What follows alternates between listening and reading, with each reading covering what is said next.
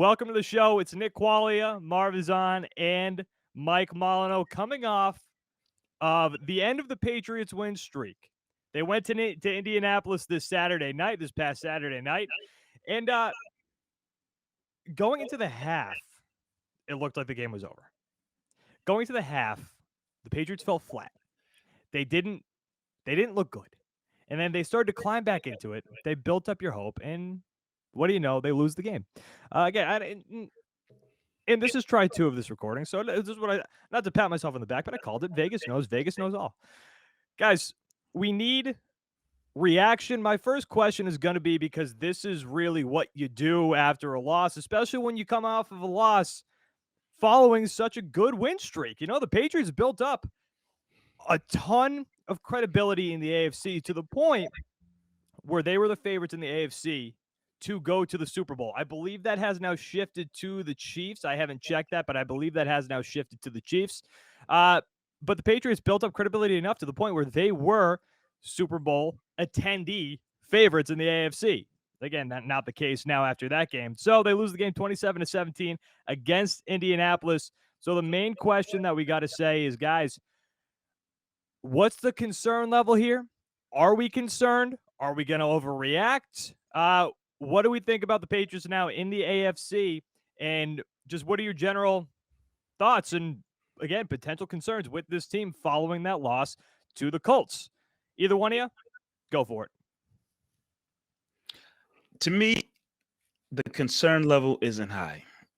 I, for one, had the Patriots winning that game going into the matchup against Indianapolis. And, you know, yes, we saw that they lost 27-17, but in terms of concern and, you know, how they look moving forward, I'm not that concerned. I mean, I know this is the easiest thing to say, but I just really just chalk it up to it being a bad game all around. Defensively, that's probably one of the worst defensive performance we've seen from the Patriots a while, especially when it comes to stopping the run. Jonathan Taylor had his way against the New England Patriots and that defense. I think most people thought, you know, Belichick is one thing he's great at is, you know, keying in on one of your star players and kind of taking him out of the picture and shutting him out and shutting him down. And that wasn't the case. Jonathan Taylor definitely had his way moving the ball, moving the chains, running the ball. Obviously, that last play to end the game when the Patriots had some hope to maybe get a couple stops and get the ball back, you know, that last run by Jonathan Taylor where he did a huge portion of his damage was huge. But I think overall, you know, it wasn't one of the best defensive performances by the Patriots that we've seen over the last several weeks. On the other side of the ball, you know, as much praise as we give Mac Jones praise all the time because he's a rookie and he's doing a lot of great things as a rookie.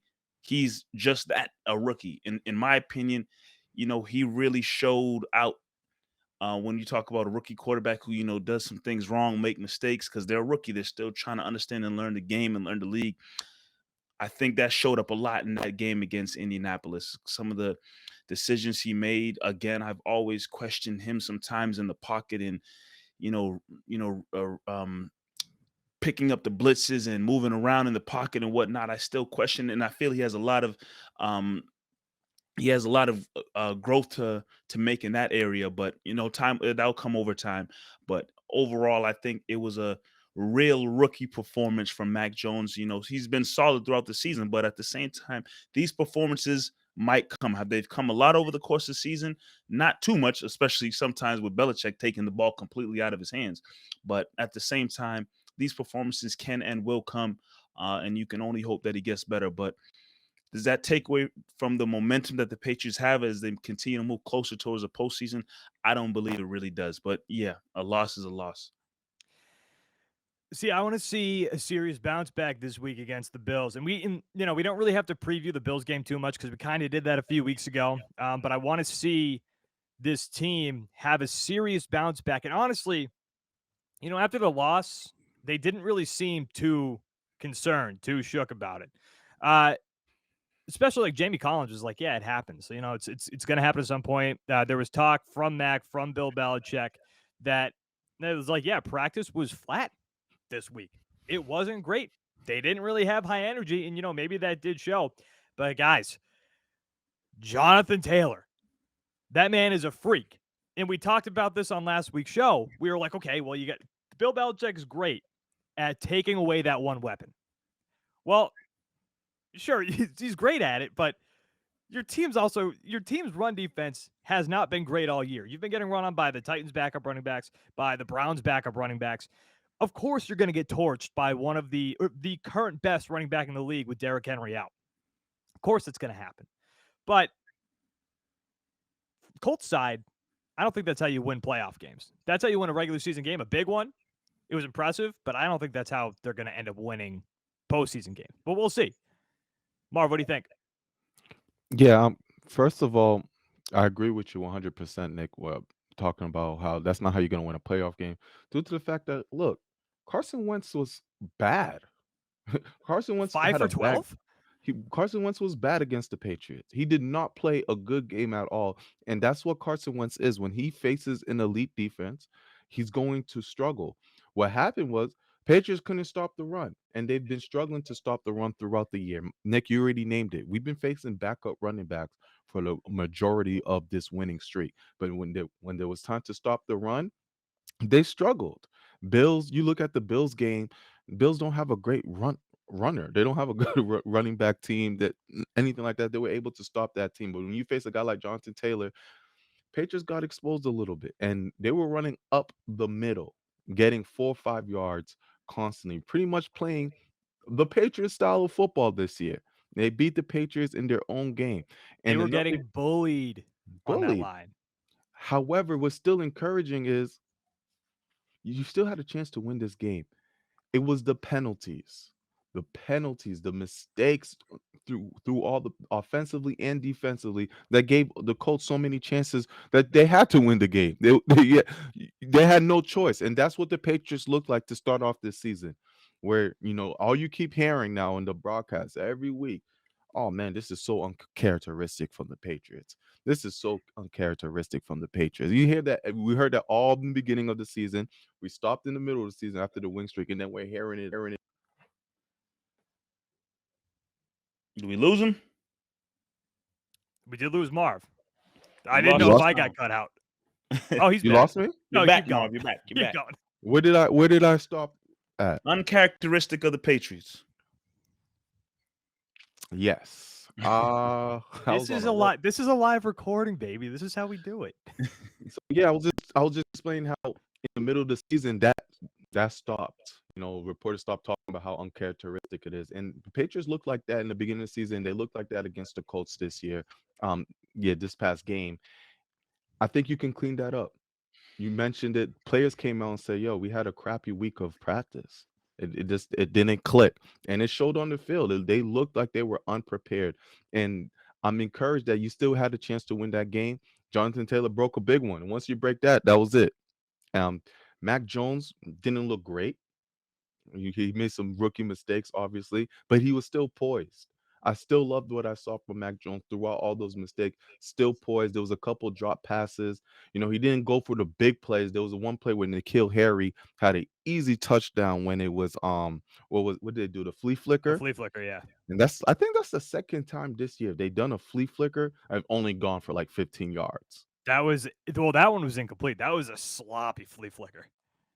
Sloppy. The Mac Jones really is a game manager at the moment right now. He doesn't go for the big plays, but I still loved what I saw, how they utilized Hunter Henry in this game, how they tried to use Jonnu Smith. Jacoby Myers had a big drop during that game that probably would have propelled the Patriots offensively. Offensively, they just weren't clicking. Defensively, they were okay. They were okay. They were hanging in there. It was the penalties that gave Colts so many chances to win this game.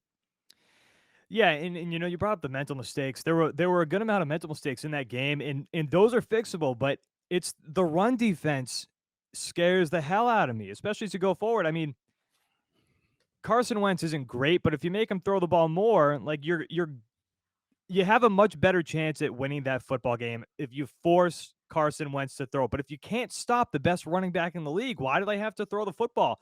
There was one drive specifically where they just got bullied, like we said before. They just got bullied all the way down the field. So that's something that they're going to have to fix before you get to the playoffs. I don't think that a team, like I said before, I don't think that a team can win in the postseason like the way that the Colts did beat the Patriots this week. But it's certainly concerning because we've seen this now throughout the entire season. We've seen it again against the Titans, against the Browns, and now against the Colts. Mental mistakes you can for sure fix, but yeah, that the run defense, it's something that's going to be worrisome. But who in the AFC outside of the Colts have a running team that scares you? Well, so there is conversation about Derrick Henry coming back for the That is postseason. true. Derrick Henry's going to be one. I mean, Derrick Henry's a monster. Derrick Henry at I get it. 50% scares the hell out of me. 50% Derrick Henry doesn't scare me. Oh my God! You stand in front of Derrick Henry at 50%. You tell me that after when he's running straight at you. Doesn't scare me for the Patriots angle. Me personally, yes, he scares the hell out of me. But I'm talking for a Patriots side. So Bills game this weekend. Unless you guys have anything more to say about the Colts game. Let's get it. The Bills this weekend. You might be down Kendrick Bourne. COVID is running rampant right now in the NFL, taking down people left and right. I don't really understand the new protocol. It's random testing now, I think. I don't really understand what's going on there. The new protocols or whatnot. It seems as if the NFL is going to no longer test vaccinated players and players who are asymptomatic. Right, but isn't there like a random? I don't know. I don't want to talk on it, I guess, because I don't really understand it. But I don't know if you guys knew anything about it. Those lines. Yeah, I don't know. And all I know is they changed it. But yeah, that's obviously a concern. But when you go into this game this weekend, do you really have any concerns? Assuming that you're full health, do you have any concerns with the Patriots versus the Bills this week?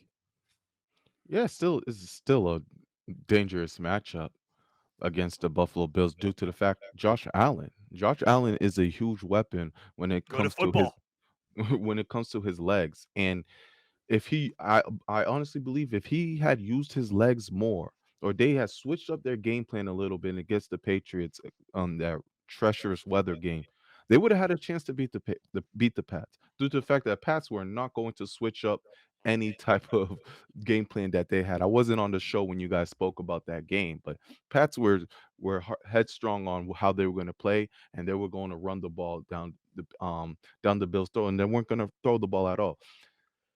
Josh Allen, if they use his legs more, he's going to find some weaknesses with this Patriots defense, especially with the linebacker core that has been depleted. Hightower's in and out.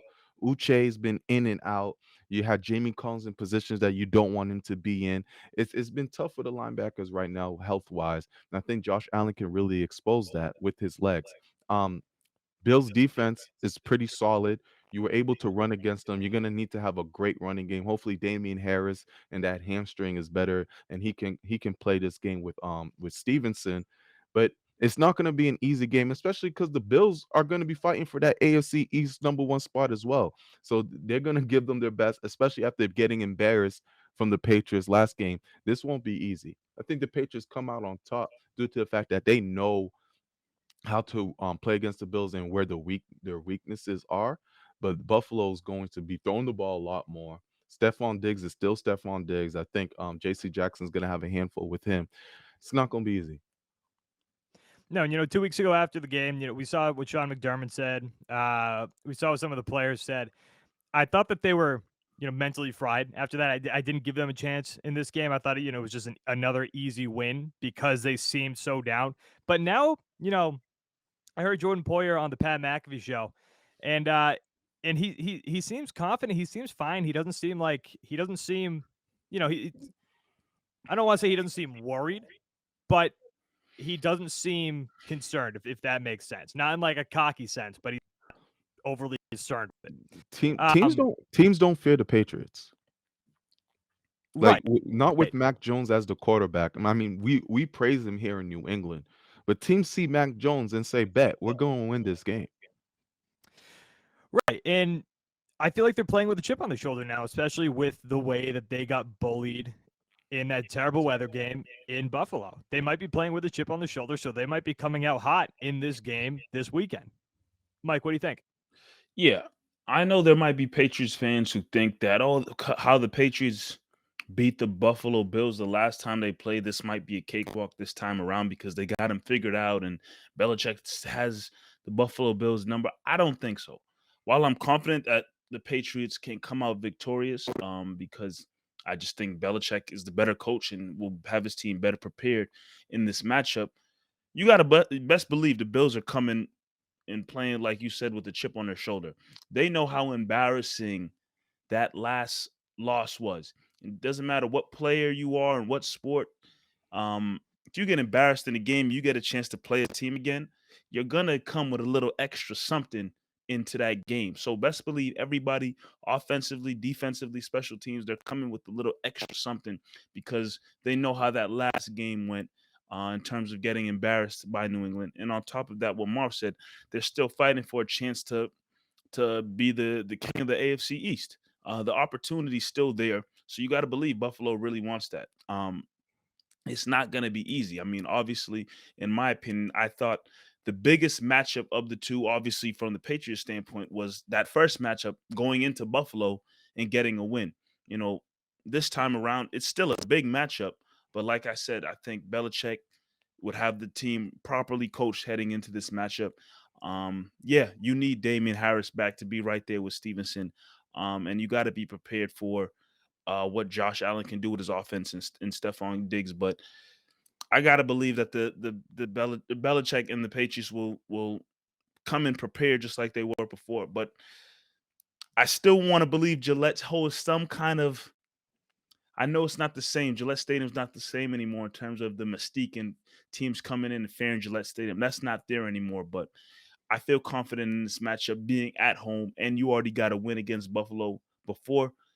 They should possibly be able to do it again, but be ready for a team that's going to be playing tough. We might see some personal fouls, some fist swing being thrown. You might see all of that because you got a team that's pissed in Buffalo. Yeah, I think I do think the Patriots end up winning this game. I do, but it's not going to be like especially after that game a couple weeks ago. It seemed like a lot of Patriots fans, and I'll even put myself in there. It seemed like this game was a lock after winning that game, but I personally have changed my tune with that. And I think this is going to be this has the potential to be a dogfight, especially with the way that the Patriots got bullied last week too. These are two teams that have gotten bullied. Now they're going to be coming out looking to prove themselves in this game. All right, I got one more question for you guys, and then we can wrap it up. This is just something that I thought was interesting, especially after watching that game and then seeing how Tom Brady performed this week and Aaron Rodgers. So right now, the top 4 betting favorites to win the NFL MVP: Tom Brady, Aaron Rodgers, Patrick Mahomes, which I'm pushing him aside. I don't even know why he's in the conversation right now. He's looking hot again, but he hasn't been good enough all year to be considered the MVP, I think. And then right below that is Jonathan Taylor. Out of those 3, in considering this past weekend, who's your MVP right now? It's Aaron Rodgers. Aaron Rodgers He's is the playing out of his mind. Aaron Rodgers is the best. Has been the best quarterback this year. I don't even need to look at the numbers. I don't need to see any. I know what I've seen throughout this whole year. Tom Brady started very hot. That's great. Tom Brady has been healthy. He didn't miss a game through COVID protocols and such like that. The best quarterback's been Aaron Rodgers from beginning to end. I know he lied to the reporters and the media and stuff, and they might slight him for that. He misled The media, and they might slight him for that. And if they do, they do. But Aaron Rodgers should be the MVP, in my opinion. Jonathan Taylor, he's having a hell of a surge. But if it wasn't for Derrick Henry being out, we're not talking about Jonathan Taylor and his second half surge that he's having right now. I think it's Aaron Rodgers, man. Back-to-back MVPs. Mike, who do you got? Yeah, the thing with Tom Brady, like Marv said, he started out hot. But throughout the course of season, Tom Brady has had games where he's gone off for like 400 yards, Yeah. so he has had random games where he's gone off. But then he's had a couple games in there, kind of similar to what he just most recently had against the New Orleans Saints, where he sucked. So his stats are good, but a lot of those stats are from some games where he's just thrown for like 400 yards and 4 touchdowns. That is not taken away from how great Tom Brady is. But I think in Aaron Rodgers' case, he's just been consistently doing it every single game. I mean, yeah, he had to he missed a game because of COVID or whatnot. So I think that's what it really boils down to. Great stats from both quarterbacks, but Aaron Rodgers has done it on a more consistent basis than Tom Brady and his team. And the Packers are right there in terms of being one of the best teams in the NFC. So I think that's what it boils down to. Great stats from both. But if you ask me, the consistency of Aaron Rodgers game in and game out would have him slightly beating out Tom Brady. I'm a Tom Brady guy through and through. Tom Brady can do no wrong in my eyes. But yeah, Aaron Rodgers' consistency is I think what's carrying him over. No, Brady sucked this past weekend. Oh, The please Saints- don't get me started. The I'm going Saints to have get his number. eliminated because of Brady. I'm going to get eliminated from first round of the playoffs because of Brady. He dicked so many fantasy teams this week, but a ton of people did. Fantasy sucked this week. Oh yeah, it was bad. I've got one team that scored like 40 points. Jesus. It's not looking good for me. No, even my good teams, like I didn't break 100 in any of them. Like I have one team that was in first place up until last week, didn't even break 100 with that team. I don't even think I'm up to 60 yet with that team. Here's the thing. I know it's not going to happen, but Jonathan Taylor is my MVP. What he's doing this year is crazy. And you're right. If Derrick Henry's still playing and he doesn't get hurt, maybe that's a totally different story.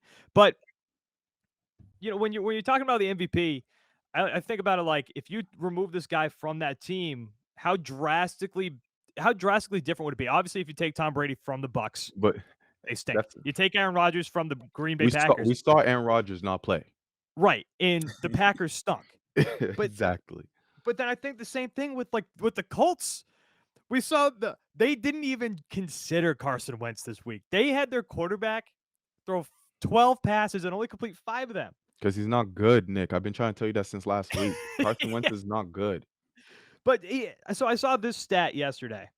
2021 Jonathan Taylor versus 2020 Derrick Henry. Remember last year, people are having the conversation, can Derrick Henry win the MVP? And this is only through 14 games so far. So Derrick Henry last year, 1,619 yards and 15 touchdowns. Jonathan Taylor this year, through 14 games, right? 14? 1,854 yards with 19 touchdowns. And that's with 2 more games remaining if you're going just based on the 16, if you want to compare it to Derrick Henry last year. And if you're moving from the Colts, I'm watching watching Carson Wentz. I think the Colts would stink. If you're depending on Carson Wentz, I think the Colts would stink. That offensive line is so good that I think if you add another running back in there, he might be serviceable. But Jonathan Taylor has been unreal this year. And if I was betting, I would take Aaron Rodgers to win the MVP. But I think Jonathan Taylor is worthy of some real conversation there. For sure. Because his team sucks. I mean, they don't suck, but No. Wait, they don't suck. But obviously, if Indianapolis had a better record, the conversation would be much louder. These guys stink. Yeah. They don't stink, but obviously, if you're talking about Indianapolis as, oh, they're one of the top teams in the NFC, in the AFC, and then you put them stats that Jonathan Taylor has produced, I think the conversation is different. But he's putting up those stats, and what is it? Indianapolis in a wild card position or battling for a wild card position. So I think that's what kind of hurts it a little bit. Yeah, but they started off 0-3. They're only at this point. Like I said, because they of don't him. suck. They don't suck. But they're also not one of the elite teams. Tampa Bay, elite team. Green Bay, elite team. And that's why their 2 best players, or their quarterbacks, are in the conversation. That's a good point. Like I said, if I was betting right now, it's Aaron Rodgers has looked unbelievable. The throws, Consistency. It's consistency. Yeah, the throws that he makes are unreal, and he just makes it look easy. And who knows what's going on with his toe? I thought his toe was destroyed. It is, and he's still balling out.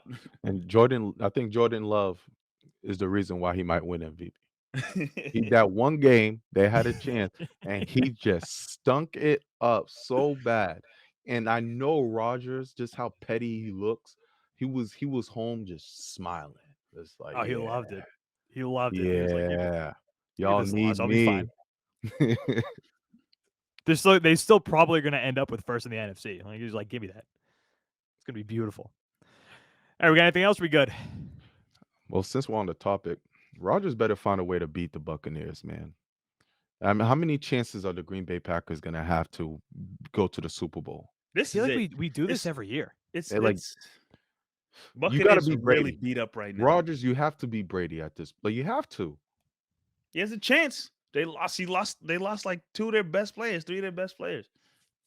If you can Yeah. get Mike Evans healthy and Antonio Brown steps back up and maybe get Fournette back, you still have a chance. But Evans is hampered. Fournette is hampered.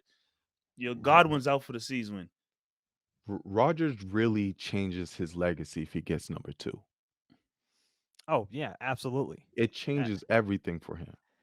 You know how loud that conversation is going to be? Like, I'm not ready for that conversation with the people. Like, But- Tom Brady's the GOAT, but people are going to have What's the conversation, like, Nick? people, Twitter and ESPN, People gonna say they're all Aaron going to have Rodgers the better than Tom conversation. Brady?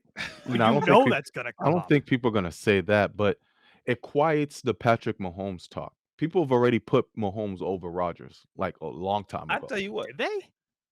Yeah, I think people put Patrick Mahomes the over fact that Rodgers. Mahomes on the cover with Brady, that said a lot of Madden. I tell you what, Yeah, it's Aaron true. Rodgers gets a number 2. I gotta maybe pass Breeze. Oh my God, he's past Breeze now. The hell? What? You know, I would definitely take Aaron Rodgers over like Chad Pennington for sure. All right. Oh, man. CLNS Media Patriots Roundtable. Guys, we're going to talk to you next week following a massive game. I was on Route 1 the other day, and Bills fans already put up a billboard on Route 1 saying that they're the best fans. Hey, newsflash, Bills fan, nobody cares. Nobody drives by that billboard and it's like, oh my No, God, what? this is They unbelievable. are the best fans. Oh, When they're you they're lose- wild. When you lose 4 Super Bowls in a row and you still supporting your team the way you do, you got it. Go ahead. You guys No, are the they're- best fans. They're great fans, but like nobody's driving by the billboard like this is unbelievable. No Get one this gives a- off of Route 1. No one gives Nobody a damn. Take 2 billboards while you're at it. We don't care. All right, wrapping it up. Nick Quaglia, Marv's on, Mike Molyneaux, guys. We will talk to you next week. Thank you for watching, and thank you for listening.